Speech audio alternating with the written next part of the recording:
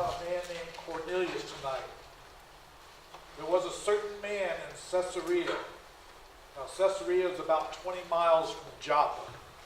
So it's, if they're walking, it's a good, good 6-8 hours probably, or longer. You walk, about 4 miles an hour?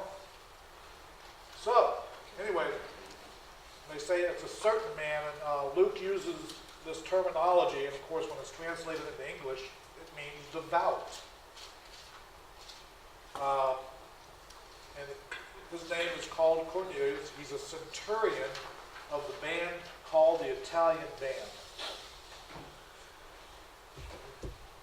Neat thing about the centurion, and it's mentioned several times in the New Testament. Centurions are a Roman guard, or a select few, but most of the one, or all the ones that are mentioned by name and in a special grouping, are all very religious men, devout. Cornelius is still under the law, but he is a very knowledgeable man of the law, so he's still under the old covenant. And even verse 2 takes the words right out of my mouth. A devout man and one that feared God with all his house, which gave much alms to the people and prayed to God always. So, he's already got the good works of the Spirit working through him. He's given to the needy. He helps people without any hesitation. And he's always in a prayerful attitude, which Paul talks about in Thessalonians. Pray unceasingly. I mean, you can't pray more than that. All right, I want to get to verse 3. But before we go there, let's turn real quick to the book of Revelation, chapter 1. And if somebody will read verse 10 through 12.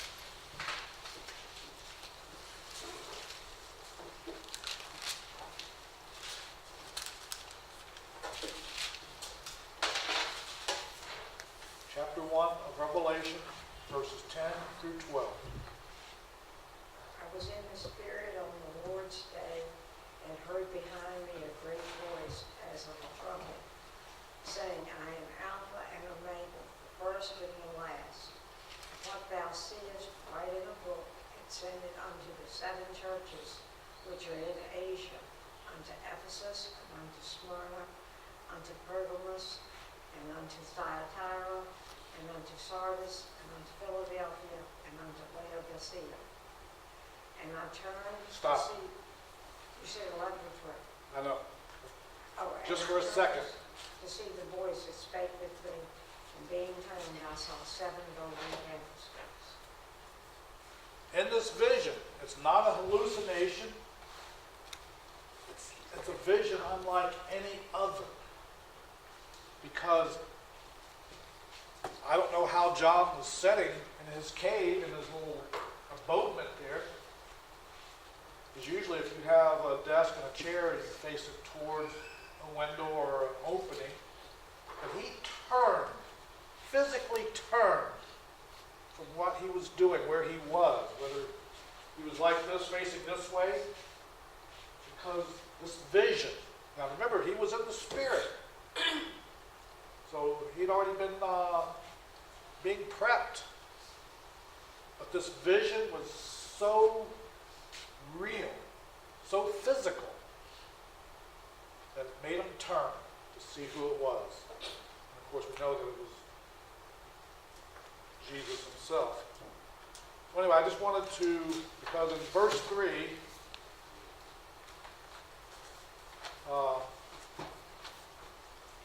what's his name? Cornelius. He saw in a vision, evidently about the 9th hour of the day, an angel of God coming into him and saying unto him, Cornelius. All right, now, I did a little research on the 9th hour of the day. In the New Testament times, that would be about between 12 and 3 p.m. They were cut up into 3-hour periods. So like at night, the first watch would be from 12 to 3, or I'm sorry, 9 p.m. to midnight, midnight to 3, 3 to 6, and so on. So the reason for this is to remember when Peter was asked, have you been drinking? Because it was 9 in the morning. But this was also a very traditional Jewish thing to pray at that particular time of day. They, of course, faced to the east, and at 3 p.m., if anybody was doing anything, they would stop. They would, if they're out in their fields, they would stop plowing. If they were making dinner, they would stop making dinner, and they would plow. What? It was tea time, or at 5 o'clock somewhere. Yes, I didn't say that. No, it wasn't. We have all an excuse. No, I'm just But this vision was so vivid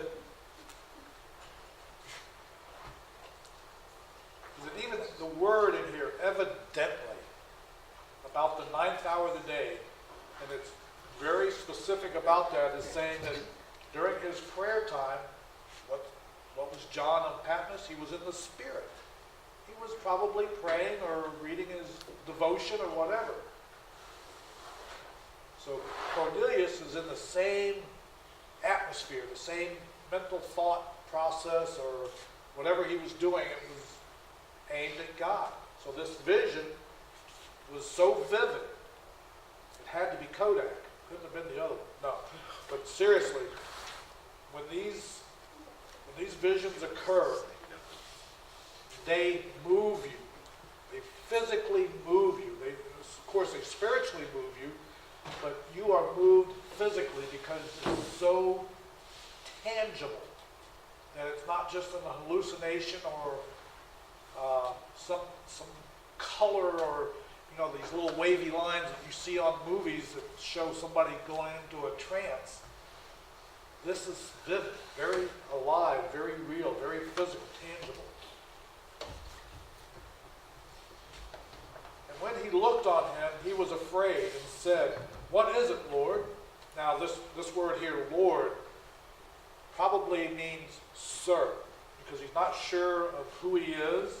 He's not calling him, although in my Bible it does have capital L Lord, but in all the commentaries I looked, and even in my commentary in the back, says it probably means sir.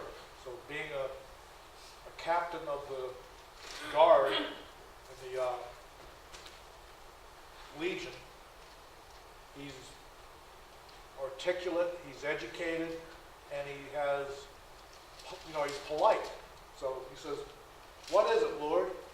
And he said unto him, "Thy prayers and thine alms are come up for a memorial before God." So he's being rewarded. He hasn't gone unnoticed as far as God goes. His prayers are being answered. He's being thought of by God himself. And they're coming up for a memorial before God. But let's look at the first part of this verse again. And when he looked on him, he was afraid. Now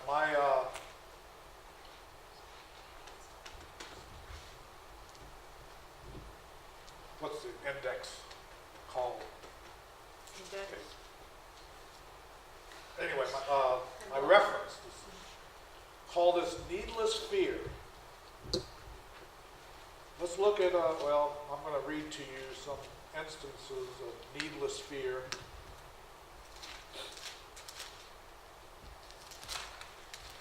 all of Yeah, it's about 3,000, so Oh. be patient. it. All right.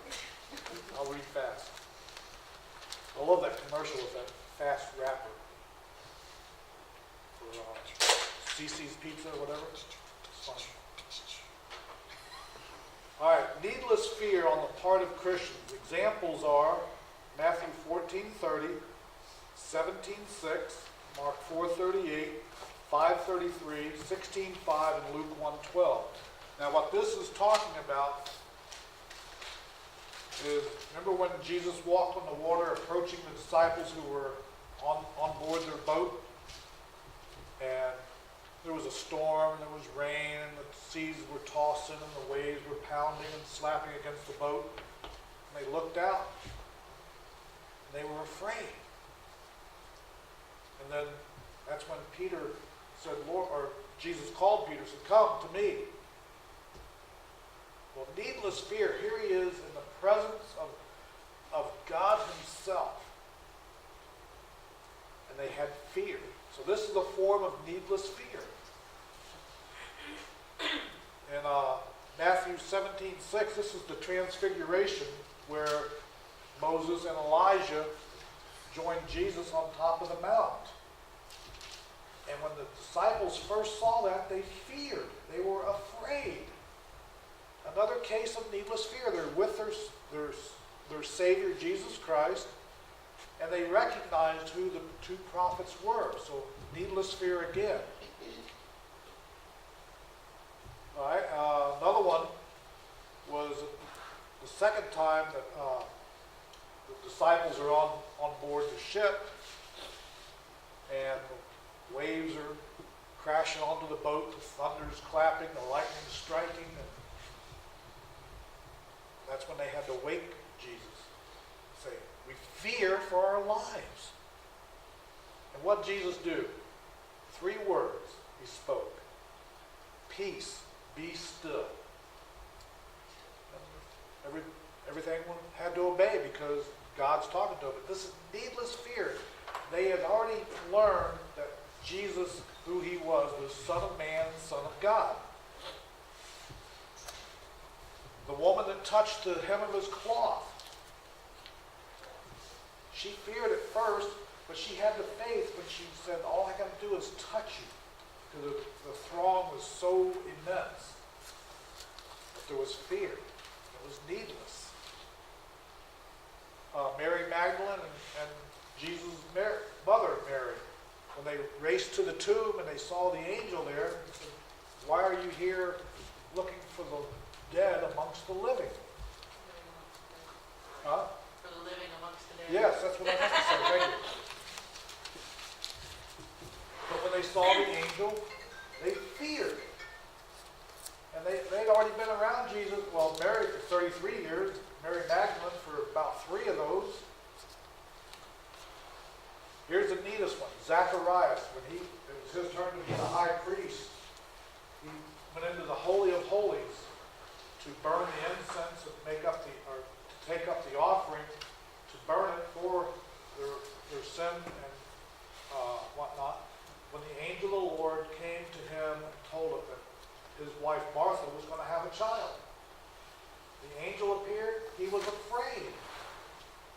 So this tells me one thing. I've never seen an angel. At least I don't think I have.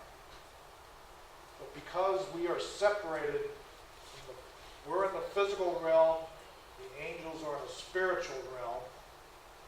And it's something, if it was a T-Rex, I would be afraid.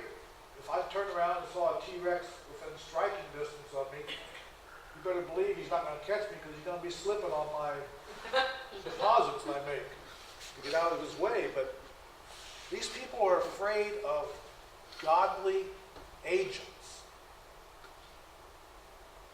And it has to be something that maybe there's some self-doubt, or maybe they're embarrassed, or they're ashamed.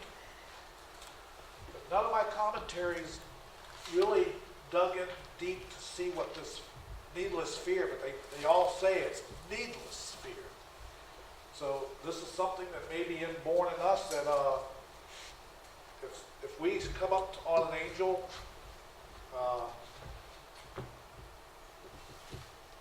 we might have that needless fear. I don't know what it is. But anyway, I'll give you those scriptures again. Matthew 14:30. So you can write these down, or Matthew 17:6. Mark 4:38. Mark 5:33. 16:5. And Luke 1:12.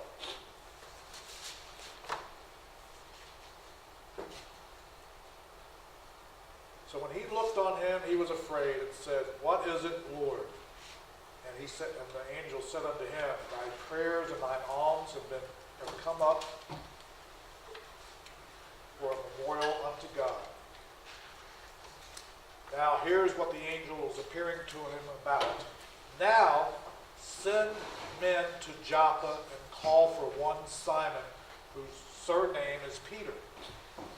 Now remember when we closed out in chapter 9, verse 43, it said that Peter had stayed at the tanner's house and he tarried there for many days. So now you can see why.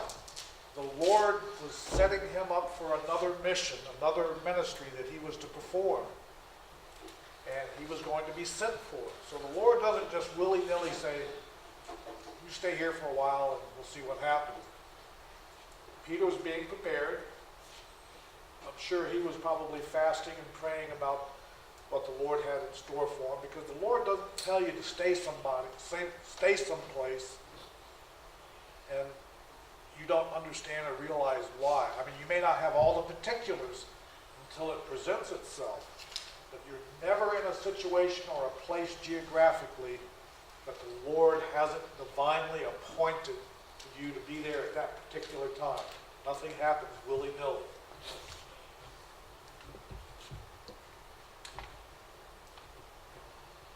Now see, nothing gets by God. Not the smallest of details. He lodges with one Simon a tanner, whose house is by the seaside. He shall tell thee what thou oughtest to do. So, okay, here's the centurion, Cornelius, having a vision. He was in his prayers and all that. And the angel tells him, go to this person's house. He all but gave him the address. Go there and seek out Simon Peter. He will tell you what you need to do. Wait a minute, I'm having this vision. Why is some stranger going to tell me what I need to do?